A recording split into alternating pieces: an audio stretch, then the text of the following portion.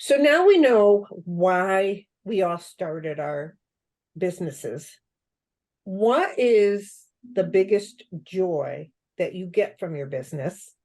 And I would love to know, besides income, what if you weren't receiving an income, because we all know we started a business for income, let's be honest. But if you didn't have to worry about income, would you still have your business, and why?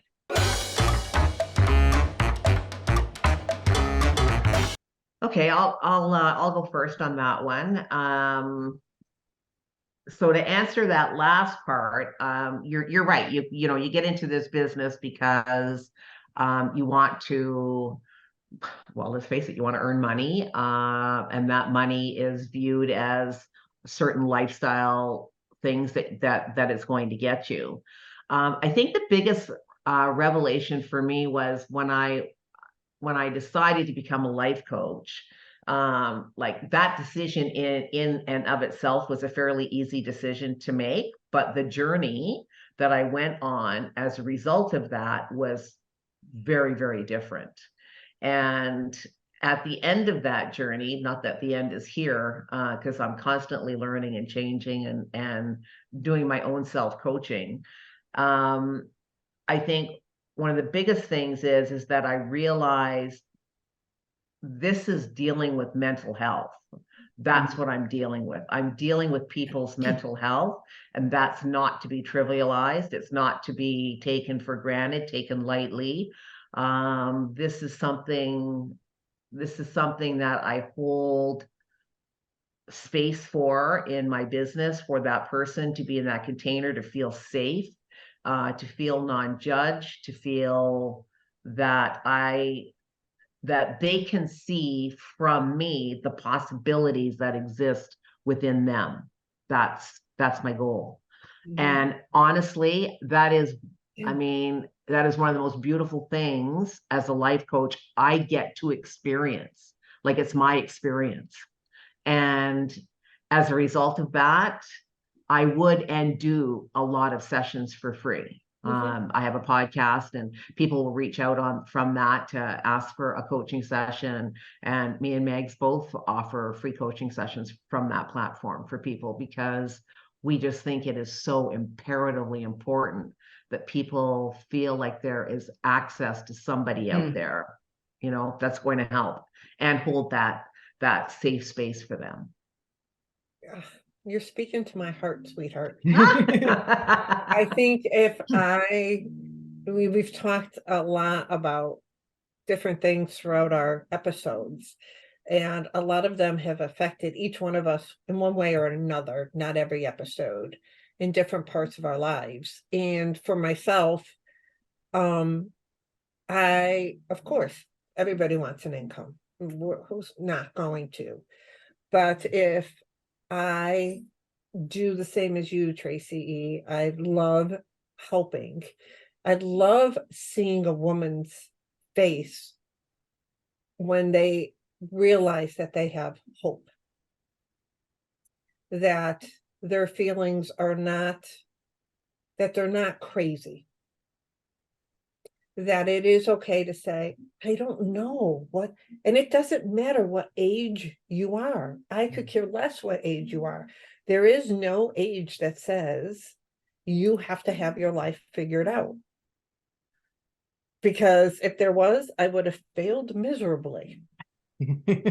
Miserably. I think it's at 120. Good. That's when it's figured out. I'm just Not a while. You're just getting started. Just getting started. And so I think that's what I love about the three of us. And that's why one of the reasons why we started this is because we wanted women our age, younger, and even much younger than us, to understand fears and confidence and clarity, and what they were feeling was okay. And you can step forward through those feelings. And I love the way you put it as mental health, that a lot of times we think we're alone in our feelings and what we're going through, and it's so far from the truth. So my passion is seeing that light bulb in that woman's brain, heart, body go off when they realize that they found what they want, they're going to go after what they want, and we build a plan, and it could be the smallest step. And that next conversation, their confidence, Miss Tracy E, because they took an action, is like through the roof. Mhm. I will sit and talk with any woman any day to empower a woman that way. Mhm. What about you, Tracy G? Well, I like to be in control. I like to tell you what to do. I can't not get my hands on something. So I will always give advice. I will always guide books and steer you on your way, because sometimes it's just a little tweak will make a huge difference. And it's just like, why wouldn't I tell you? Why wouldn't I give you that information? Because it just, for me, when I see women go from not just an idea, but having their stuff kind of scrambled out and then put together and represent like them as a brand, as something that looks professional, that's something that it's more than, I don't want to say a hobby, because that's not what I mean. It's that there's real weight to what they're doing, and they have tangible objects to show that weight. There's representation of me and my business, and it's not just me talking about it. It's not just me talking about it. There's representation, and I just get so much joy out of that. And it gives them confidence, and it gives them clarity, because it helps them see where they can go. So yeah, it's not about the money. I like the money, but it's not about the money. Yeah. And sometimes I won't shut up about it. I think it's really interesting, because I think a lot of people think that money is the reason that they do things, or the reason that they choose things.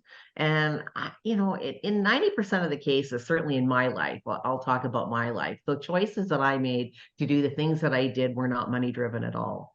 The money looked good, and I made it, I'm not saying it didn't factor into it, but Right. I didn't choose something simply for the paycheck.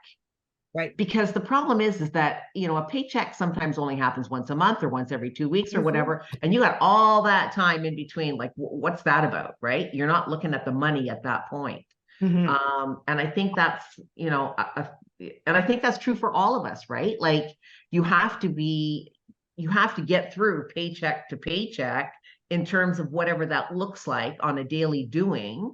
So I'm not so sure that the money, even though we've been taught that it is like the end all be all, it's like not the money that drives what it is that we do. No. So it's really interesting. But I mean, what the best part of this whole thing is the empowerment that we want to give other people, to let them like shine in the light, to them to then become a service to somebody else. It's like paying it forward, constantly paying it forward. It's just it's a beautiful thing. Well, and also our whole lives, if you have had children, you've been needed. And sometimes when you're not needed anymore, there's a big disconnect, and you kind of lose, I don't want to say your identity, because you should come first and all that stuff, but putting your energy into other things, I just think is really good too. Yeah. Yep.